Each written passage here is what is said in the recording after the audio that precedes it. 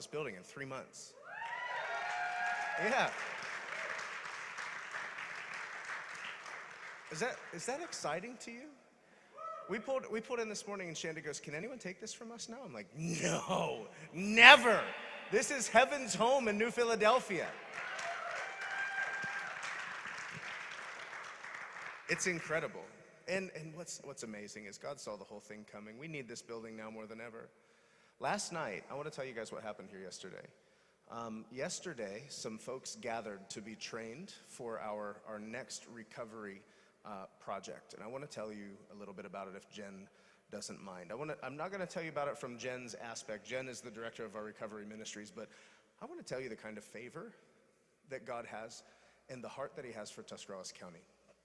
So yesterday, we had Bernie Torrance. Do you guys know who Bernie Torrance is? He's a heavy lifter, my friends. He has successful ministries in over 100 countries.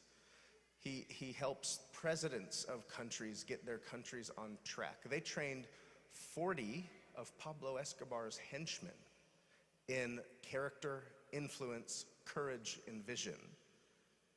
We had Mike Pollan from Vancouver, Canada, here yesterday. He's one of T.D. Jakes' associates. He was a politician in Canada. These are big movers and big shakers, and they are so unbelievably excited about what God's doing in New Philadelphia that they came here in person to train our recovery team yesterday. That's amazing news. Now, here's what's even more incredible is we have a program to meet the needs of not only people that are in recovery, but people that are post-recovery, people that are incarcerated. And we are taking this program into the recovery court, into the probation department, and most recently, we haven't got to announce this publicly, the sheriff wants us to bring it.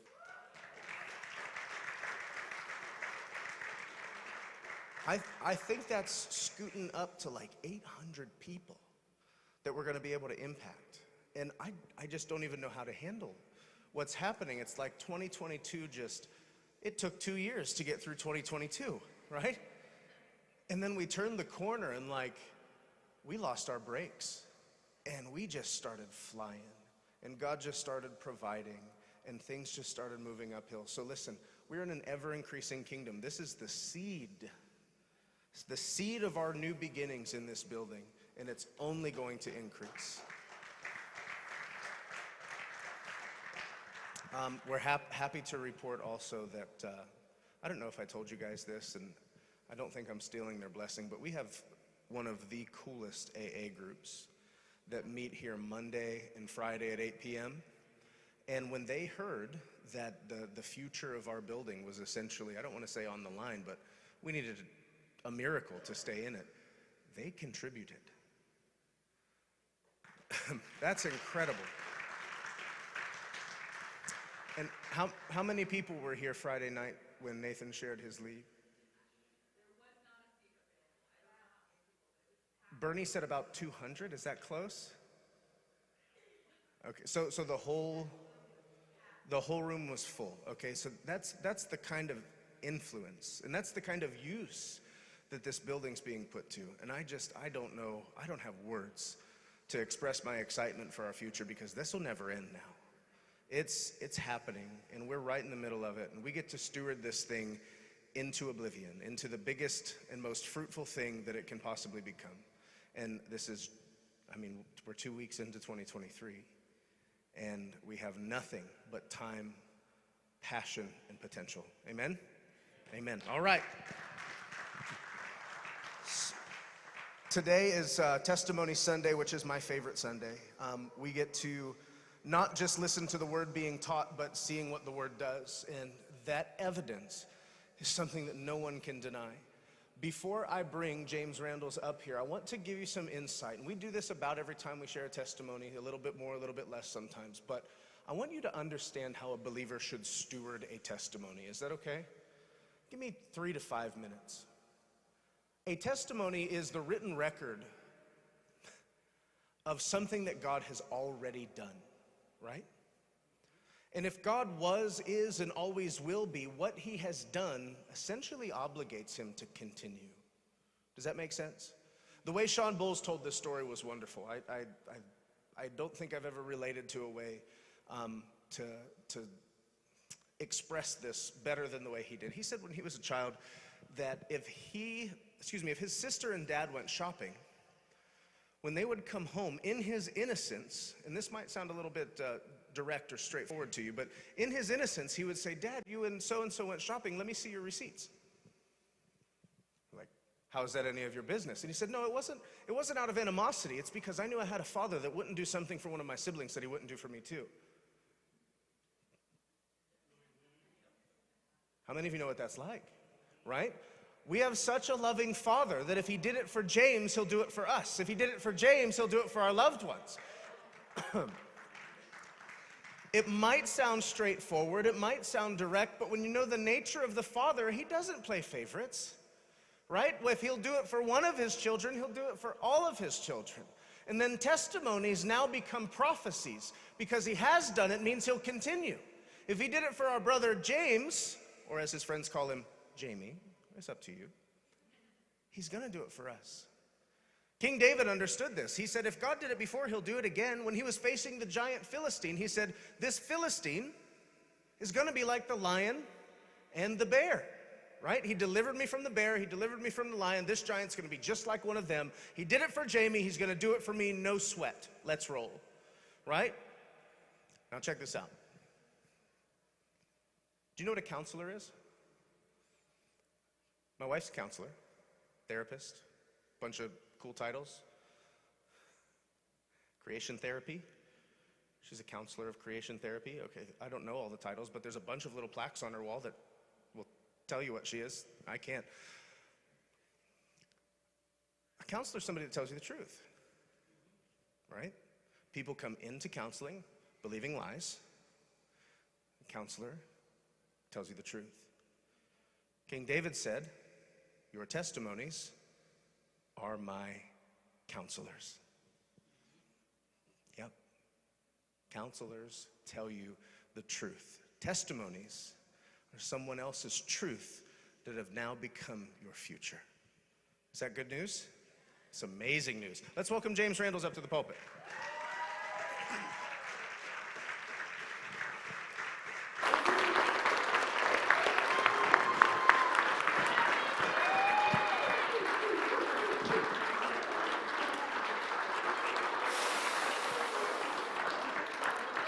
We did not intend on wearing the same outfit.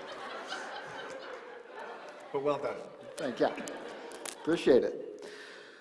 Okay.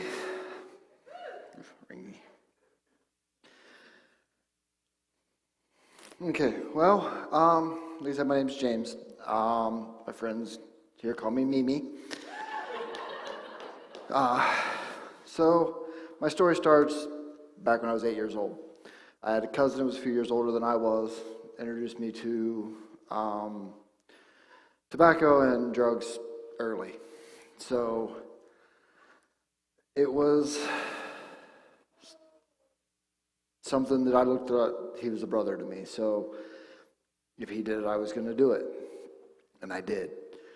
So I did it for, well, from 8 until roughly 13 years ago. But through that time, I had several things that kind of set me on a path that I shouldn't have went down. When I was 15, I found mixed martial arts, which kind of helped with the drug addiction because I could focus on something else. But at the same time, my home life wasn't great. Me and my father didn't get along well. One night I decided I had enough, and me and my dad got into a fight. Of course, since I had been training, I won that fight, which caused me to get kicked out. So I lived place to place, stayed at friends' house, girlfriend's family's house, which, of course, I went back to drugs because I needed an out. So I ended up getting in trouble because I decided I didn't want to be at school one day and left. Cops picked me up and told me I was going to go live with my grandma, which I was more than happy with because they'd always been a big part of my life. I was at their house every weekend. Grandpa taught me how to hunt, fish, do all that kind of stuff. So I lived with my grandparents from the time I was 15 until I was 18. Of course, my cousin lived there with me at the time, so the drugs were still there. It started out, I was just marijuana, of course, then I went to pills. At 18, my cousin introduced me to heroin. And I dropped out of school, decided that I didn't want to do any of that anymore.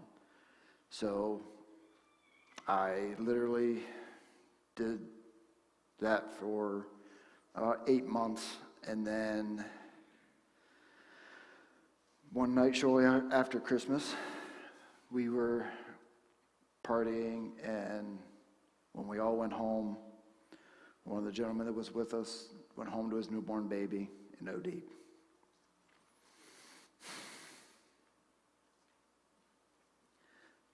That's the day my life changed. I decided I wasn't going to do that anymore. I quit cold turkey with, at the time I didn't think of it this way, but God gave me no withdrawal symptoms. I had a fever for one day. Normally it's 3 to 5 days of pure agony. One day I had a fever. After that I was fine. So shortly after that I met my wife. We started dating. I had known her for about 5 years before that. We started dating. I moved to New Philly and put my past behind me. I stopped talking to pretty much all of my friends. There was a couple that I stayed in contact with because they weren't in that life.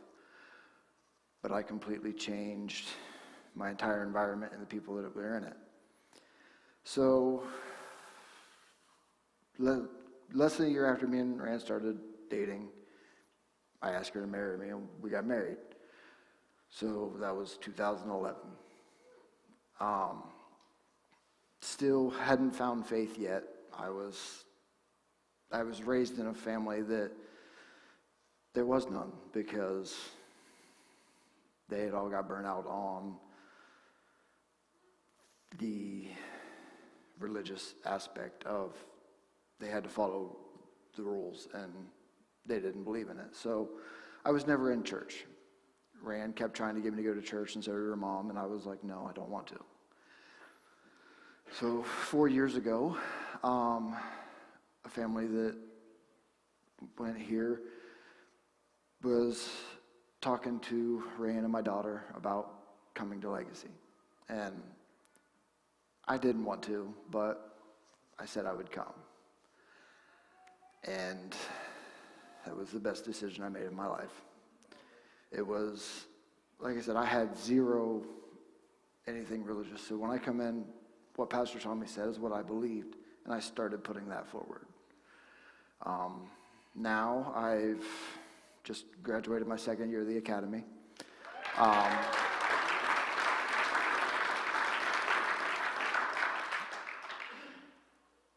My family has improved tremendously. My 5-year-old boy is prays to God every night. I was hurt a couple weeks ago. My shoulder was hurt, and he sat down and prayed for my shoulder because that's what he believes now. So like I had said, I had started chewing snuff when I was 8 years old. November 1st of last year, I quit chewing snuff cold turkey and haven't touched it since.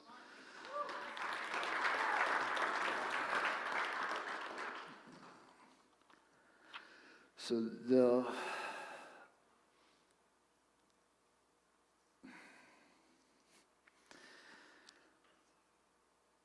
the biggest things that I've got from Legacy was I I had a close-knit family until my grandfather died, and we kind of all fell apart. So this and my wife's family is all the family that I have anymore. My parents are still in the picture. Me and my dad do get along now, but I don't have much family, but you guys are one of you. I look at you all as family.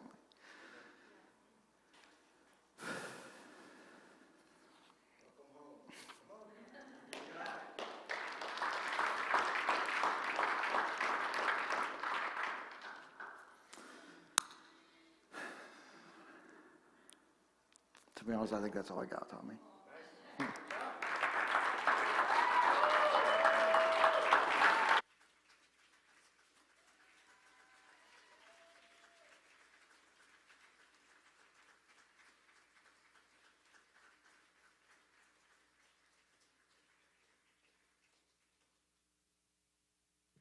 Let's give him another hand.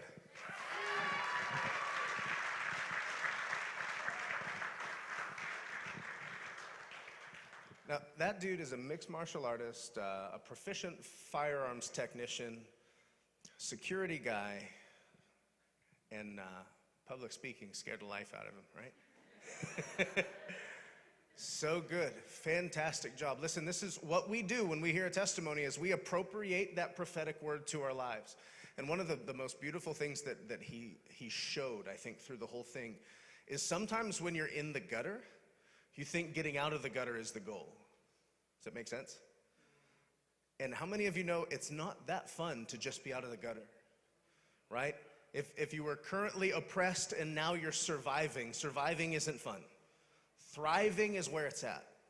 So he didn't just come out of a heroin addiction and isolation and loneliness and all of the other addictions that he's had since he was 8 years old. He came out of that and into abundant life, into family, into new life, and he did tremendous in the academy, by the way. He's going into his third year, and his third year project is an outreach project that's going to shake the whole city. And he's passionate about it. And it's not just like, I'm not a bad person anymore. He is an active solution of solving problems in Tuscarawas County now. So I got this impression while he was speaking, and we've been, for some reason, mentioning this over and over, but there's this moment when the children of Israel are heading into the promised land, and one of the things that they have to do before they get there is they have to leave the reproach of their past behind, okay? And if James were to allow himself to continually be defined by his past and his labels, he would disqualify himself from being a viable solution to life and abundant life in T County, right? So when they came out of Egypt, they didn't have to do anything. They came out of Egypt, and God stood in front of the Red Sea, told Moses, hold the stick in the air, I'll take care of the rest. So he parted the sea, the Israelites walked through on dry ground. They got over to the wilderness, and God still didn't make the Egyptians do anything. As a matter of fact, all they did was complain. All they did is want to turn back to their past. There came a moment when those Israelites were led by Caleb and Joshua into a promise. And before they stepped into the Jordan River to go over to the promised land, Jordan, that's the river. Joshua turned around and he said, wait, before we go over, you can't take any of that garbage with you. He demanded a second circumcision. He said, you have to roll away the reproach of Egypt, meaning the mindsets that kept you in bondage won't take you into the promise. The disqualifications that kept you from feeling worthy or valuable, they can't take you into the promise. The expectations that you have of future failure can't take you into the promise. You have to stand at the edge of your promise and know that what's going to govern you in that land is not what got you to here. We always use the same statement, what got you here won't get you there. And for 2.5 years, for most of us, that was filled with heartache, turmoil, economic hardship, and issues. I say we leave that trash in the past and move on to the future of what God has called us to. There's something so significant about this year. I wish I had some cool like Hebrew numbers and meanings and stuff. All I'm saying is God is lit up and we're ready to roll, right? Yeah, that's the prophetic word for 2023. Would you stand to your feet with me? I hope somebody doesn't tweet that.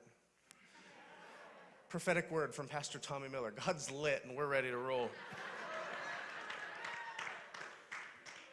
Listen, so the difference between the Israelites leaving Egypt and the Israelites going into the promise was their personal act of will and intentionality. Those guys went on a camping trip that they didn't want to go on. You guys know that's true, right? Moses was like, shh, follow me. And they're like, oh, God. And then the death angel started coming killing people, so they kind of had to roll out, you know? So it wasn't voluntary. And they complained the whole way. Which somehow, or sometimes, is the way your Christian life begins.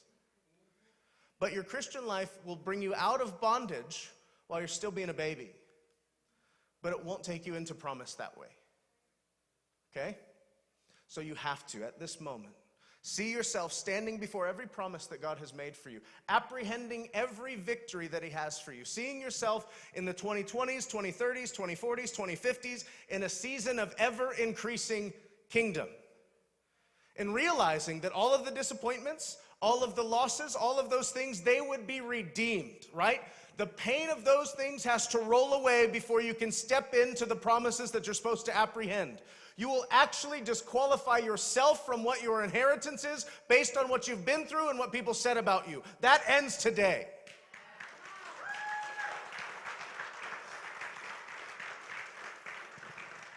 Creation is crying out for mature sons of God. Not positional sons of God. Not people that are good at singing worship songs, even though that's super tasteful and one of the reasons I think my wife's amazingly attractive.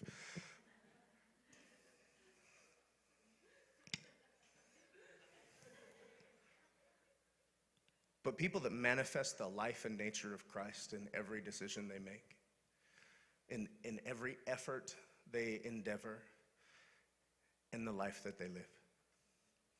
So I despise moments that are led by emotion, okay? Kingdom emotions are fine. I'm not saying you shouldn't be emotional. Stoicism is not an expression of Christ. He wept, okay? I'm fine with emotion. But what I'm inviting you into is something prophetic that God's doing. How many of you know who Bob Jones is? Bob Jones is one of the most gifted word prophets that our generation has ever seen. He's deceased now, but he gave a 100-year prophecy before he died. And the 2030s and the 2040s would be the year that sons of God would manifest that even death had no dominion over. Yep.